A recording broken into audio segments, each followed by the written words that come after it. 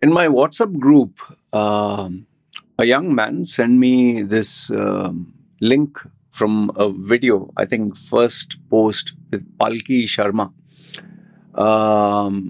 The report was that nowadays corporate companies, they don't want this generation alpha or this new generation Z or A or whatever, the new generation who are in their 20s.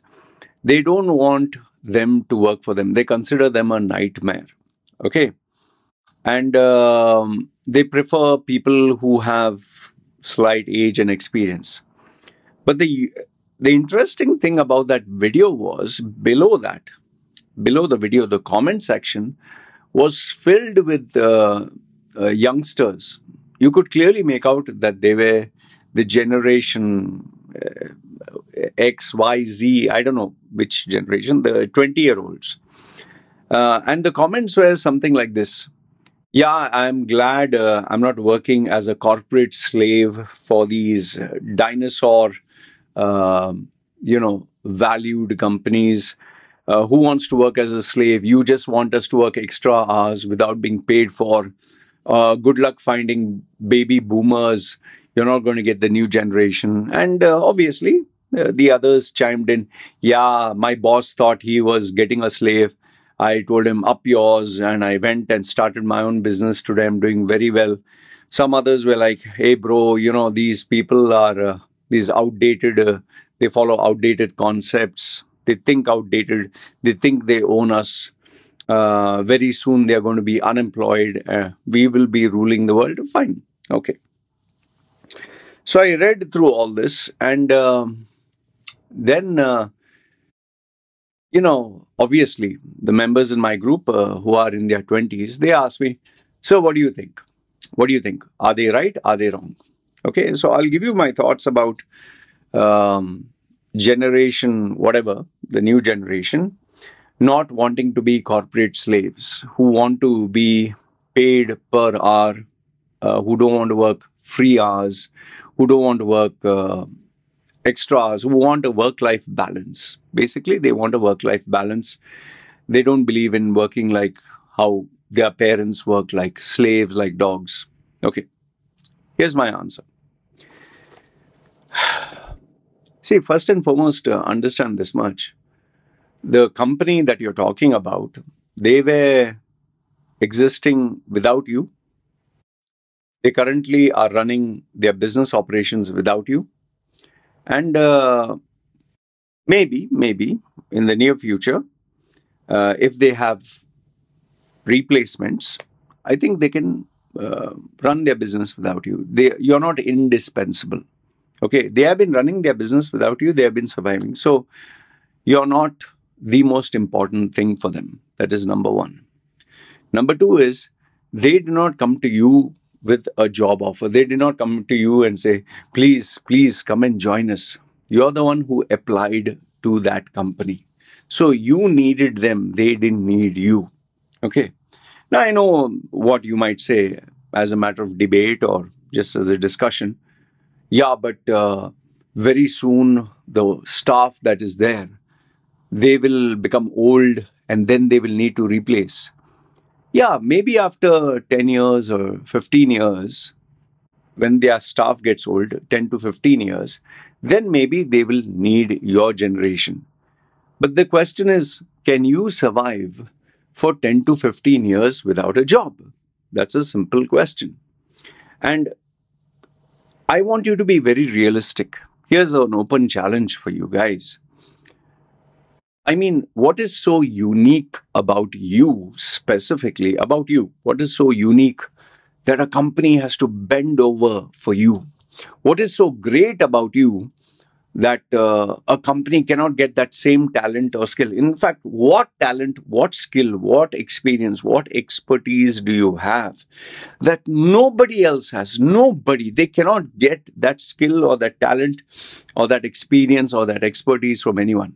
See, you tell me, whoever is watching this, What is it that you know that nobody else knows? What is it that you can do that nobody else can do? Whenever I bring this up, people say, I bring fresh new ideas, fresh, like fresh fish, fresh meat. Okay, you bought fresh new ideas. How many millions of dollars did that help you generate? Or does it help you generate any income? No, I'll bring fresh new ideas to the company. Well, the company is doing well without you.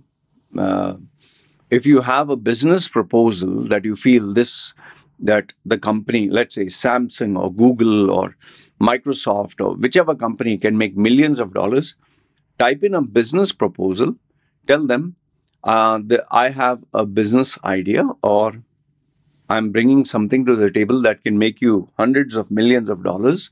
And I'm so confident you don't have to pay me a salary. Give me 50% of the profits. I'm pretty sure if your idea is so revolutionary, like maybe an OpenAI or ChatGPT, they will listen. In fact, forget multinational billion-dollar companies. You go to a local company, you write to the owner or you take an appointment with the owner and you tell him, sir or Mr. whatever, so-and-so, your sales is $100,000. For example, it's $100,000 a month. I have a business proposal where you can make $200,000 a month. Okay, open challenge, $200,000. And I'm so confident, you don't have to pay me a salary. Just give me 50% of the profit. You put the money, the infrastructure, the salaries, everything else.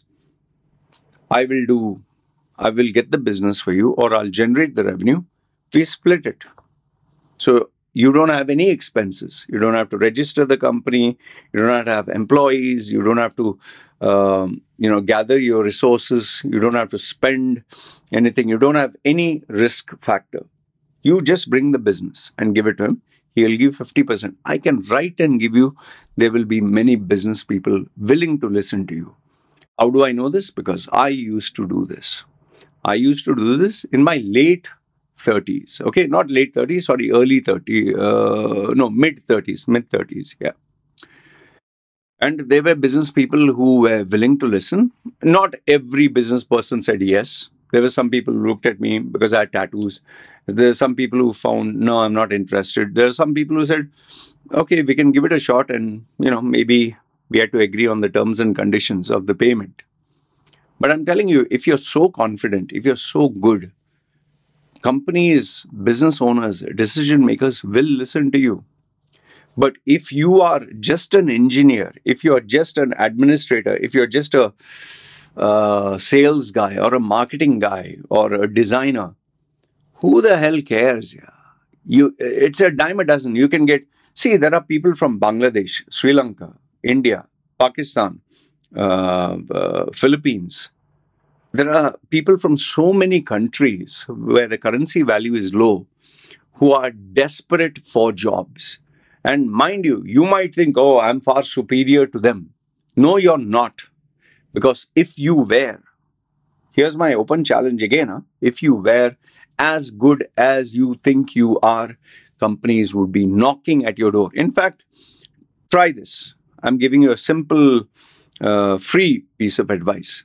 If you're so confident that you are so incredible, create your website with your name, mention what value you can offer, okay? What value you can offer in terms of revenue, in terms of numbers, okay?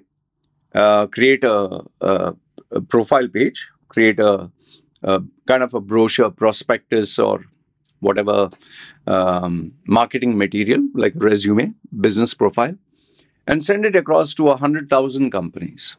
Keep pitching until you get an interested party. And once you get an interested party, execute and show.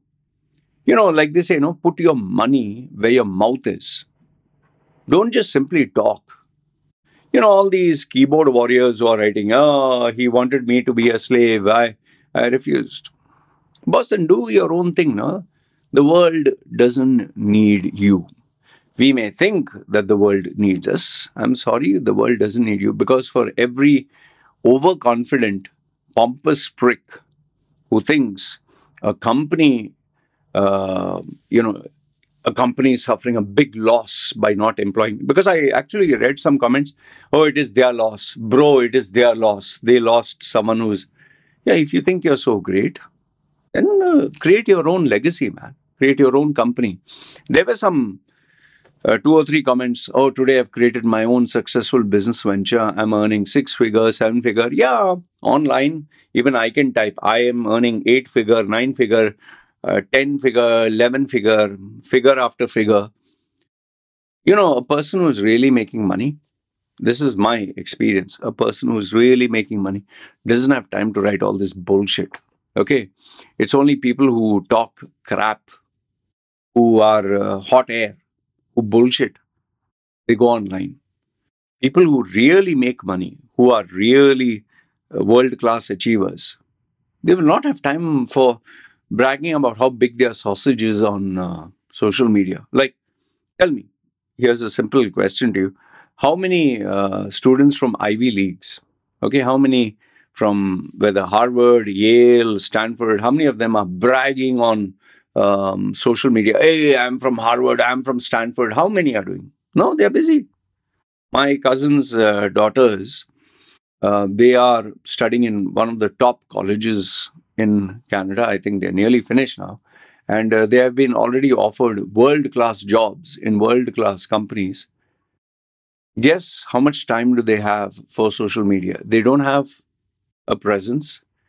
They don't even look at social media. In fact, there is not even a comment. Means they have a Facebook account with maybe 10, 12 family members, just 10 or 12. There is no update. There is no post. There is no comment. There is not even a like. Just imagine, they don't even press like because they don't have time. They're so busy with their lives. So all I'm trying to tell you guys is, fine, you want work-life balance. You don't want to be, like you say, a dog who's working 3 hours. Fine. Then do your own thing, na? Am I right or wrong? You do your own thing, work balanced hours so that you can work 8 hours. Then you can take rest with your family for 8 hours. Then you can sleep 8 hours. I hope you succeed in life. But for high-class, world-class achievers, we don't want a balanced life. For the obsessed, for the people who, for lack of a better word, want to change the world, they are not looking to be a lazy bum. In fact, I'm just a very average middle class, a very simple, say upper middle class earner. If I don't want a balanced life, I'm telling you honestly, I don't want a balanced life. I don't want 8 hours of only work, then 8 hours being with a family, and then out of the 8 hours sit and play my video game. No, I am a hardcore workaholic, a purebred workaholic. For me, work is worship, worship is God, like they say. Nothing gives me more thrill, nothing gives me more sense of joy than to know I've been able to create another video, I've been able to serve another customer, I've been able to generate more income, I've been able to make more money. That, to me, drives me to leave, to know that I did my best.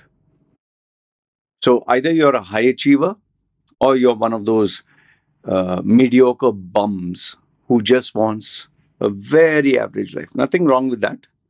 But then don't complain if you don't get a well-paying job. Don't complain if a couple of years down the line, you see your colleagues, you see your schoolmates, you see your classmates, 4, 5, 6, maybe positions higher than you. Because remember, if I'm a business owner, I want someone who is hardcore, who's passionate, who is a go-getter, who really wants to push the envelope. I don't want a lazy bum who just works 8 hours and goes home.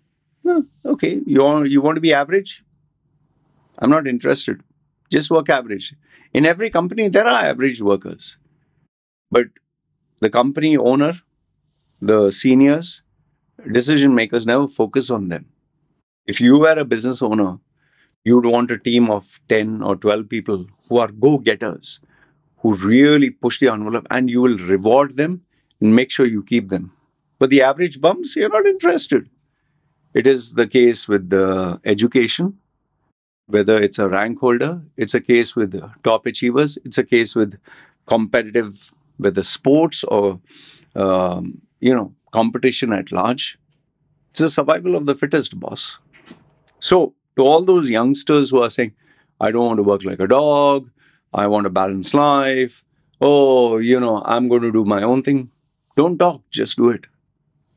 Because when you start your own business, when you start your own thing, I'll write and give you this. When you start your own thing, you will realize there's no such thing as balanced life. And to those keyboard warriors who are bullshitting all nonsense, I created a 7-figure income. If you were making a 7-figure income, you wouldn't need to brag about and tell people, hey, look at my sausage, it's so big, hey, look at it. You'd be busy making money. You'd be busy doing work. You not even have time to look at that first post video and listen to it. Because it's a waste of your time. There are winners and there are whiners. The people who moan and groan and all that. So, our world is filled with either great achievers, great failures, or in between the average ones. So, birds of the feather flock together. So the ones who moan and groan and, I don't want to be this, fine. Because tomorrow when your mama and dad are no longer there, mommy and daddy is not going to pay the bills and you have to struggle on your own. Automatically all that pride, arrogance, ignorance, everything will be brought to rest. And then you'll realize why your mother and father work like dogs. Work never ends. You have this one life. Unless you're a multi-millionaire, unless you have made some lucky investment in some crypto and got, 10 times or 600 times or 6,000 times the return, and you have millions in your bank, you better, pull up your sleeves, start working. Because very soon, you will see competition not only take over you, but then you will be of no use and you will be relegated to just a junior level stuff. And I'll tell you, there's nothing more painful than to have in your 40s, to have a 20-year-old whom you're reporting to. It's something you'll not be able to digest. Today's younger generation, there are people who are very, very ambitious, who don't give up, who want to achieve greatness. So either you decide you want to be average, then you report to ones who will be younger than you, and you'll earn average. You'll have a balanced life. I'm not saying there's nothing wrong in that, but you'll earn a balanced life. But then as you grow older, don't complain about it. You will be average, your life will be average. What you'll be able to provide to your family will be average. If you want to achieve greatness, boss, it's a competitive dog-eat-dog world. Don't expect an easy way out. Anyway, these are my thoughts. Let me know what are yours. If you think I'm wrong, feel free. Comment down below. And like I said, all the extra hours that you work for free, all the extras is investment into yourself. Is an investment into your skill, your speed, your expertise. It's like learning how to type. There's one guy who's only typing 1 hour a day and getting paid 1 hour. But there's another guy who's typing 1 hour a day plus 1 hour extra for free, and plus 1 hour he'll spend practicing to improve. Guess who's going to climb the ladder of success? That's all I'll leave you with. Good, bad, ugly, comment down below. This is me signing off. You guys take care.